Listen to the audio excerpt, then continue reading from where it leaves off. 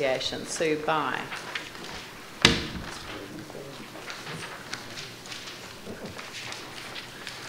And you've got a personal submission to make as well. Yes, thank you. So you want to divide them or do you want to combine them?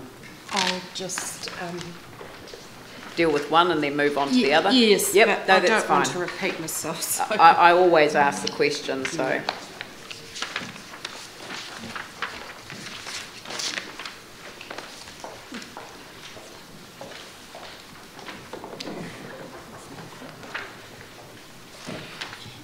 Thank you very much for the opportunity to speak today.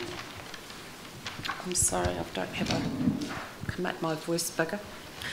I'm Sue By, the Secretary of the Lower Cashmere Residents Association, and this is Louise and Heather, who are also on the committee. I'd like to start our submission by detailing the process of consultation which was undertaken by the committee to put together a submission for this really important issue. And we foreshadowed it about 2 months ahead with our newsletter by indicating to the local area that we were looking at this, and we suggested, that people, and I think we included the link to the website so that people could look at the consultation document. And the actual consultation document the web link was sent around to the committee so that they'd have a chance. I think you had about 4 or 5 weeks, didn't you, to have a look at it. I actually found personally that the information available in the consultation booklet was actually very difficult to understand, and I know that relates to the fact that I'm a newcomer to local body politics and you guys live it, so there's a lot of assumed knowledge within your area that I'm not party to, so I actually found the document very difficult to decipher. For instance, I found the terms Hillmorton South, Barrington North, whatever. To me, they made absolutely no sense, and that coloured our view of what we were reading and what you were trying to tell us. If there'd been a reference point to the fact that they are statistics, New Zealand blocks of... Mesh blocks. Yes, mesh blocks. Then even just a reference to that would have made it much easier to make sense of what it was we were trying to read. So I developed, because I found the process of reviewing the discussion document personally very difficult, I put forward a pre-discussion piece of material that I sent round to the committee prior to our particular meeting on it. And because I knew that we're all busy people, and I wanted us to be able to approach this with an open, informed mind and have some understanding of what it was we were being asked to comment on. We also sent round the copy of the Barrington Issues Group submission that was sent around with the permission of the group, because in doing my background reading around this, I found that there was reference to the 14 ward submission, and having done research in the past, I know that I can't comment on something unless I've got a basis of comparison, and particularly as we are struggling to understand the way things work. So I summarised in my pre-committee pre-discussion material the contents of the discussion document and also the 14 ward. Now, the community board, thanks to them, and they're really important to us, offered support for our meeting, and it was attended by a community board member. So at the meeting, there was the committee plus 2 members of the public who'd read the newsletter. And the 16 and 14 ward options were reviewed and explained from this material, and questions were asked.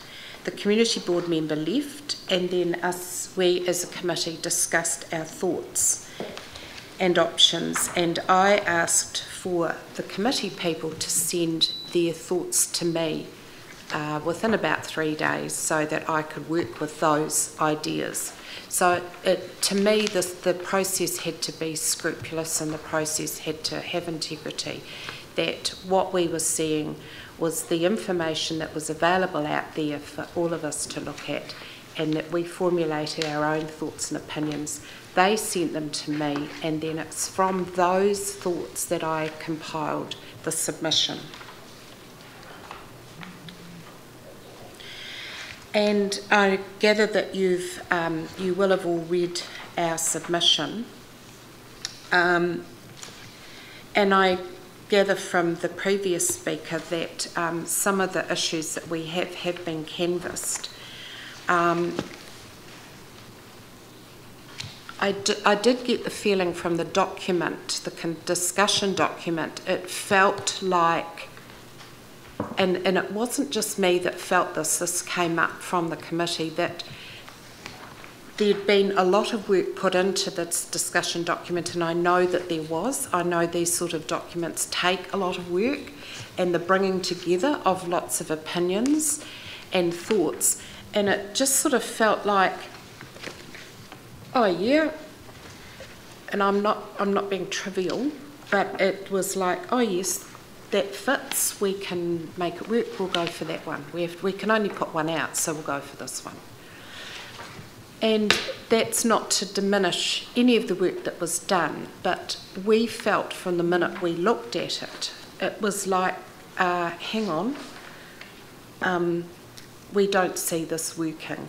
We have focused on South Christchurch because that's where we're from, and I can't comment on ward boundaries out at Harewood or Maclean's or coastal area, but looking at our particular area, it just didn't seem to us that it would work with having Cashmere, Spraydon and Woolston all in together.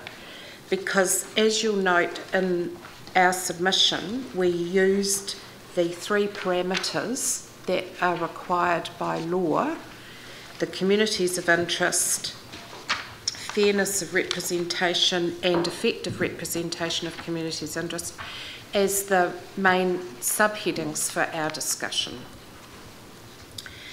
So there's talk, and we knew that the boundaries could be modified. I had been to a workshop that the community board ran, and they said, oh yes, well, you know, the boundaries can be modified. But at some point you say to yourself, well, hang on a minute, if there's so many modifications needed, why are we going with this?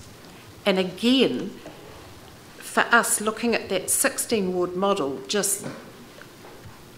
it just didn't register as something that was going to work. And if you need a whole lot of boundary adjustments, are you using the right model? And again, we kept coming back to the 14 councillor model, which was a really good fit for our area. And I admit I can't concentrate, you know, on the other areas. Also, as a newbie to local body politics, we have spent the year developing strong community links with the areas, the groups in our area. And you could say that, well, maybe, you know, if we have the 16 ward model, it wouldn't change. But in a way it does, because we're building in our communities of interest within a whole range of things, not just residents' associations, but it has to do with emergency planning, with neighbourhood networks and support. All of those things come into our grassroots level of thinking on for our area, and we certainly don't want the assistance of the community boards diminished in any way, because that's everybody's first port of call well, no, ours is. I've had some people contact me about things like bus routes and the fact we're delivering our newsletter into their letterbox. But that's where it starts, and we can take things like the bus routes further. So the community board for us forms a really important issue, and it's easy to say, well, it won't be diminished, but how do we know? We want to be sure that we have our communities of interest able to be strengthened, and our community board safe, which I gather that's the general wish across the city.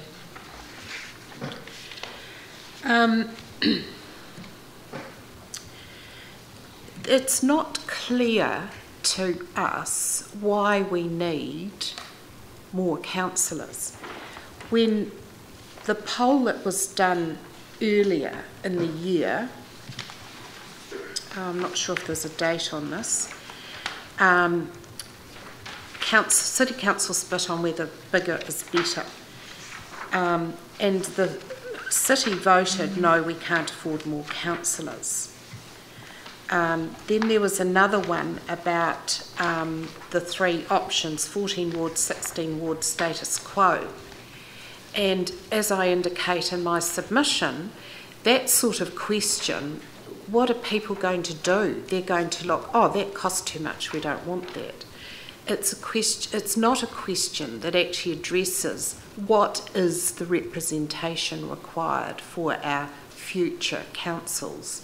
So I think some of that stuff was just a bit too glib, and I'm not saying you're responsible for that, but it's what the people see when they're out in the media, when they're looking through the local paper and it catches their eyes. We need to make sure that people are informed about what's going on, or try to be as informed as possible. And yesterday I talked to my hairdresser. I said, oh, this is what we're looking at, and she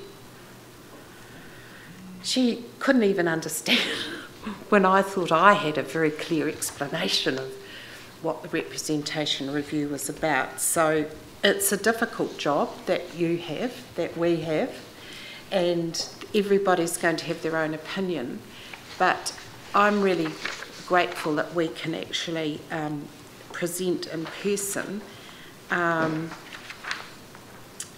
say that what our views are.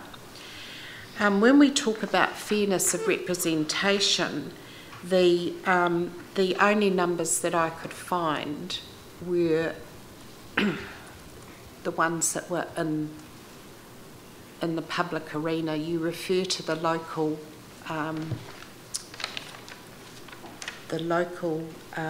is it local? I've got it in here and I can't find it. The Local Electoral Act. Yes. Yeah.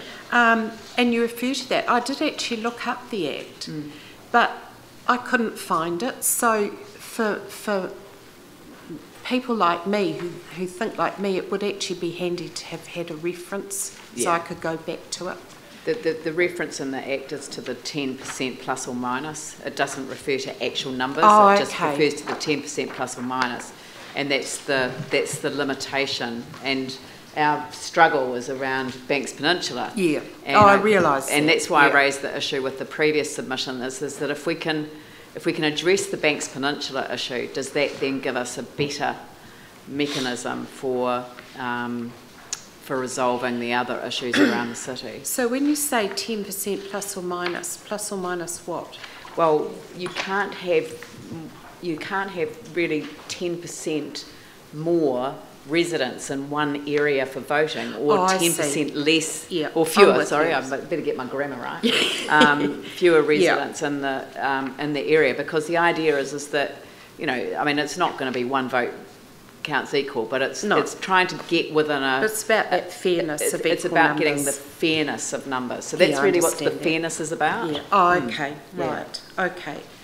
Well, in that case then, from our perspective, the difference between the 14 and the 16 ward was actually much better than it is now. So, and as I say, we still favour the 14 ward proposal. I'll leave it there.